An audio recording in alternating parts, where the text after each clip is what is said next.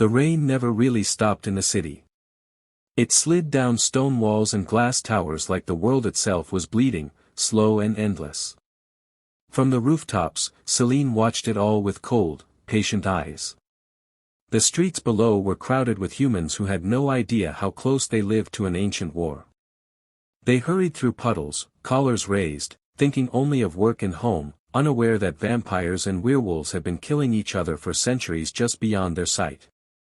Selene was a death dealer, one of the elite vampire warriors trained for a single purpose: hunt and destroy lichens.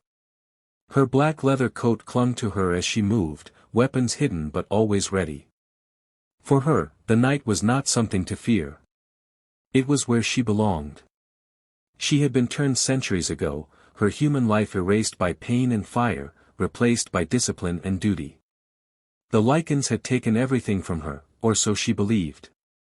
Vengeance had become her reason to exist. Below, in a subway station humming with late-night travelers, a small group of lichens gathered in human form. They looked ordinary, tired workers blending into the crowd. But Selene could see what others could not. Their heartbeats were faster. Their movements sharper. One of them, a man named Lucian, carried himself differently. He was calm, alert, and clearly important. Selene had followed him for nights, sensing something unusual. The lichens were protecting a human male, Michael Corin, following him obsessively as if his life mattered more than their own. That made no sense. Humans were food or collateral damage, nothing more. Yet Lucian's pack stalked Michael through the city, attacking any vampire who came too close. Selene reported this to Victor, the elder who ruled the vampire coven. Victor dismissed her concerns, insisting the lichens were simply planning another uprising. His word was law. Still, Selene could not shake the feeling that something was different. That night, everything exploded into vial. The city felt smaller now, like the walls were closing in. Selene and Michael moved through abandoned buildings and underground passages, staying ahead of both vampires and lichens by never stopping for long. Michael's condition worsened with every hour. His senses sharpened painfully, his heartbeat thundered in his ears, and strange surges of strength came without warning. He was terrified of what he was becoming, and Selene could see it in his eyes every time he caught his reflection in broken glass. She tried to stay distant, professional, the way a death dealer was trained to be. But it was impossible. Michael was not a monster. He was a man caught in a war he never chose. As she watched him struggle, Selene felt something unfamiliar grow inside her. Compassion turned into attachment, and attachment slowly turned into something far more dangerous. Lucian, meanwhile, prepared for his own endgame. Hidden deep within the lichen stronghold, he gathered his warriors and scientists. Unlike the savage beasts the vampires believed them to be, the lichens were organized, intelligent, and driven by purpose. Lucian had been born a slave to the vampires, forced to serve Victor centuries ago. When Victor discovered Lucian's forbidden love for his daughter, Sonia, he had her executed and condemned Lucian to torture and imprisonment. The war had truly begun that day. Lucian had escaped, but the pain never left him. Ending Victor's rule was not enough. He wanted to destroy the entire system that kept both species trapped in endless bloodshed. Michael was the key. His Corvinus blood, combined with a lichen bite, was producing results no one had seen before.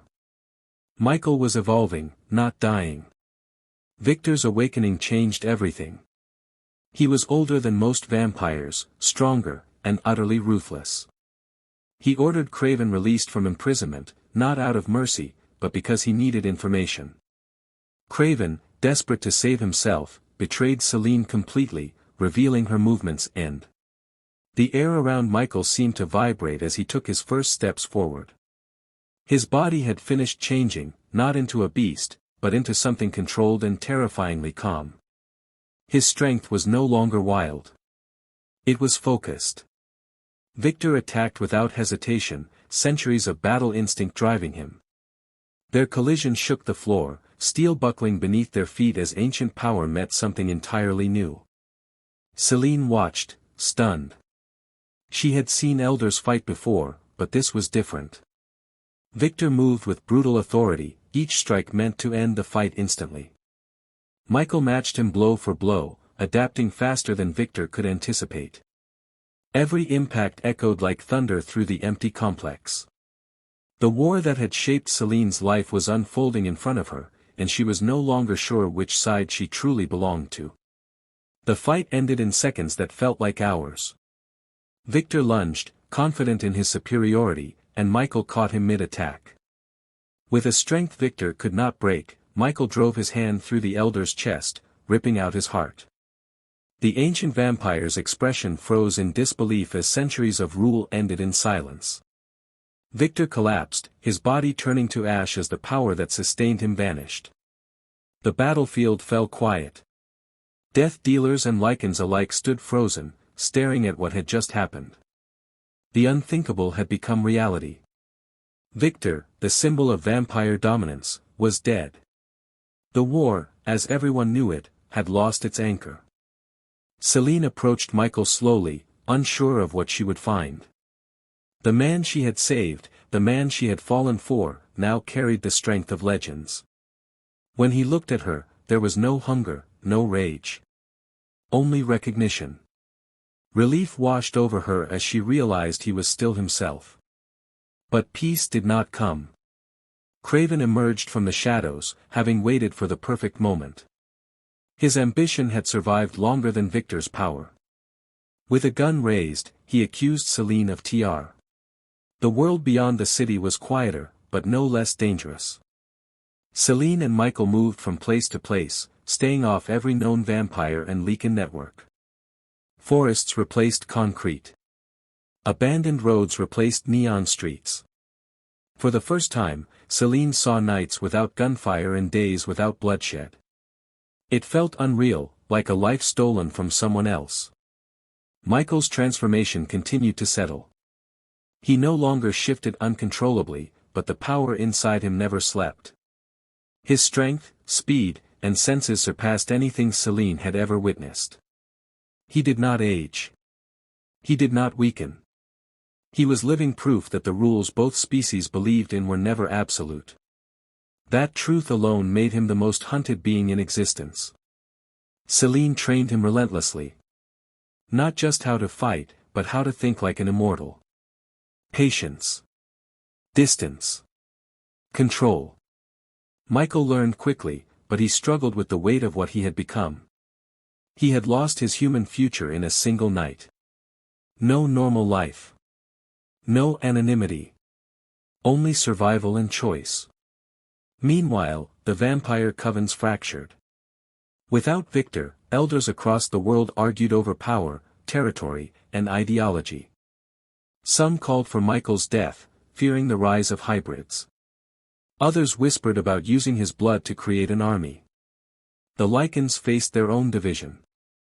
Lucian's dream of freedom had succeeded, but without him, old instincts pushed many back toward violence. Rumors began to spread. Stories of a female death dealer who betrayed her kind. Of a hybrid who killed an elder with his bare hands. Fear reshaped the war faster than weapons ever had. Eventually, they were found. A strike team of vampires ambushed them near an old border town. The fight was swift and brutal. Selene moved with the skill of centuries, but Michael ended the battle before it could escalate. He did not enjoy it. He did not celebrate it. That frightened Selene more than rage ever could.